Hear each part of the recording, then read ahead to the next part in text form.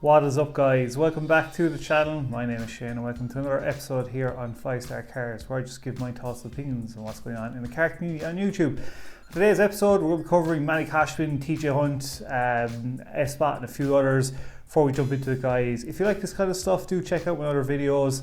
Smash the subscribe button, help us to get 2,000 subs, because I do plan on getting a project car hopefully in the summer with your help. Because I know, look guys, we want to see car content, but there is no supercars where I live.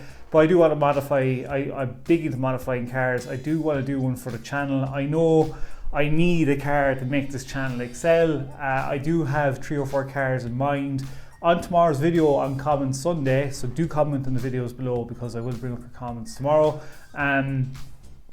I'll explain to you what the plan is on getting a project car as well, so do tune in for that. And also, guys, if you want to come on the channel, hit me up on my Instagram.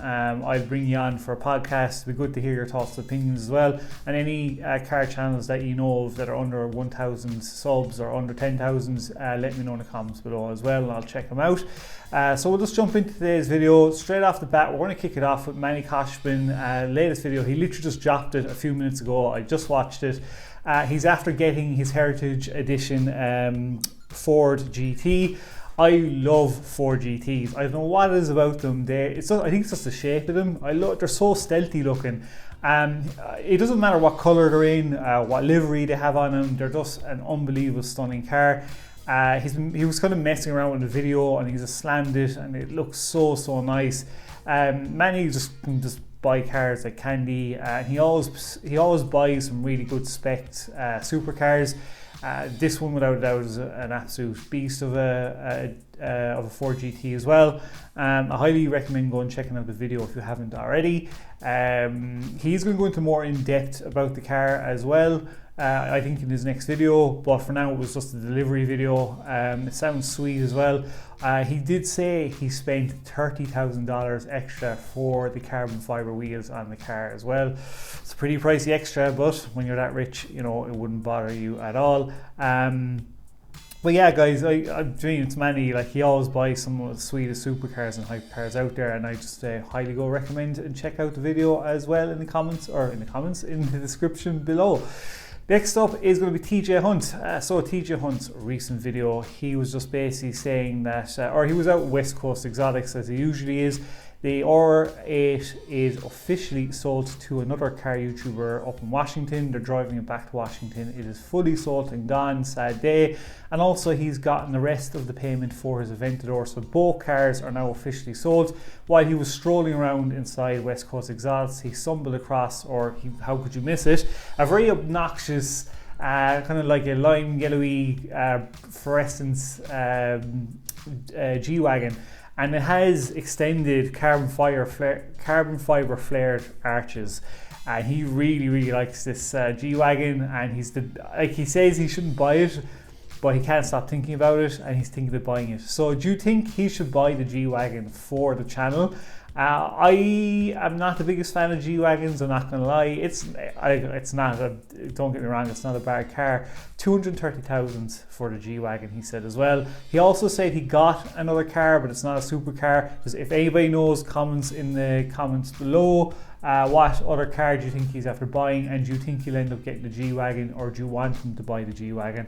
I mean, it'd be cool to add to his collection, but how long will he keep on to it before he sells it? I mean, 6 months, 8 months, a year. But yeah, it's pretty cool. I like the colour's a bit obnoxious, but it's something that TJ looks like I think he might buy, because he does definitely probably have the money for it as well. Next up, we are going to cover Savage Garage. Now, I wanted to cover this. It's not hate, guys. As I said, this is just my own thoughts and opinions. I'm not hating on it. It's just what was said in the last 2 videos by Jimbo that kind of tweaked me a bit, and you can comment below and let me know. And before I say this, also, have you noticed, I don't know if it's just me, is Savage Garage like kind of, they seem to be hovering around the 530 mark or around that low 500s for quite a while now. They're not like Matt Armstrong or other car channels, some car channels where they're just exploding up, you know, they're just really flying up through the subs. It seemed to have stalled a bit. I don't know if it's just me noticing it or if you noticed it. And one of the things I know Jimbo's after getting rid of the Murcielago, obviously, and getting the Aventador now. Now his Aventador is sweet, but what he said in his video was that kind of irked me a bit, was that I'm having problems insuring the Aventador because I think it was last year or something where he was in one of his videos following one of the guys, and the police basically said he was instigating to try and race, and he got this ticket and it's stuck in his record. And because of this, they're saying that it's a red flag not to insure him. And what annoys me when people say this, and even DD did this as well, is you go and buy a car and then say you're having problems trying to insure it. Like, by common fucking sense, you would actually check the insurance for the car before you buy it. Well, that's what I would do. Why would you just go in and buy it and then say it? And then he turns around and goes, oh, well, it's going to be 25,000 a year, but I'll sort that out. It's like, subtle flex is like, doesn't matter, I'll pay for it anyway. Just that kind of stuff annoys me. And then in his follow-up video, he's driving along, showing off the Aventador, which is all well and good. It's a lovely Aventador. And then he throws up the door, driving along, on the road. And I'm like, are you fucking stupid? Like, if you get pulled by the cops, or your insurance company see it and stuff like this, it's like, no wonder you're going to have issues getting insured. I get he's 22, guys, but I'm all well for making good content. But when you're bitching, complaining about having issues insuring the car and you're pulling stunts like this, it was I think one or two people might have said it in the comments below as well. Like, as I said, I'm not hating, it's just an observation and just my own thoughts and opinions on it. I just think Jimbo needs to kind of realise, like, there's people like probably in way worse situations with their cars than him. I'm presuming Jimbo probably must be getting the ad revenue from Savage Garage, because he's the content creator for it. So to be able to afford the Aventador and pay 25 grand for being a content creator, he must be getting the ad revenue. I'm presuming. If anybody else knows what else he's doing, let me know. But because how would you pay 25 grand a year for insurance and afford an Aventador as well? I just said I'd bring it up, guys, but let me know in the comments below if you want as well. Next up is going to be Watchness Media. Guys, I love myself a bit of 4K cinematography, car porn. Watchness always do it brilliantly, and this one is a wide arch 370Z. The thing about this 370, I love the wide arch kit in it, but I don't like the wheels. The colour is not unbelievable, but it's not crap either. It's not shit. I do like it, but I don't love it, if that makes sense. But here's a quick clip for you guys, just showing you Watchness Media's magic as usual.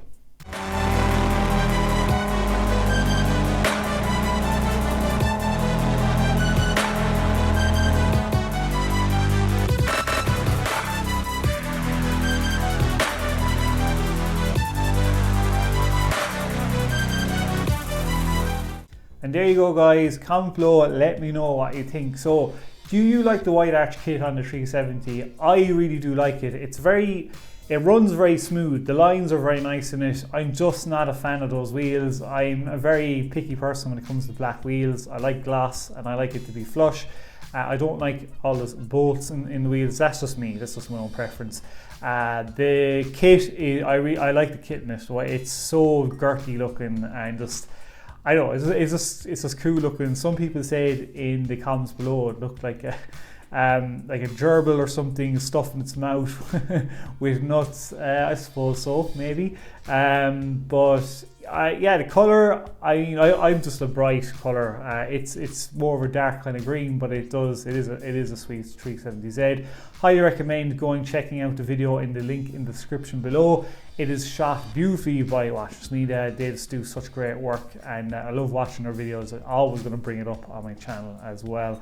Last up on the list is going to be, we're going to cover S-Spot for last. So S-Spot has basically come out saying he has to sell one of his cars, and it's the Century that he has in Japan.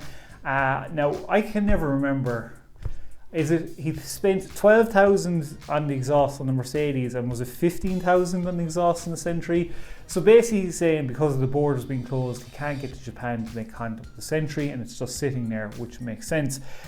In my own personal opinion, I don't like the Century. I would rather him sell it and get a project car, maybe a JDM project car, in LA, maybe a Supra or an R34 or something along those lines, and do it in LA.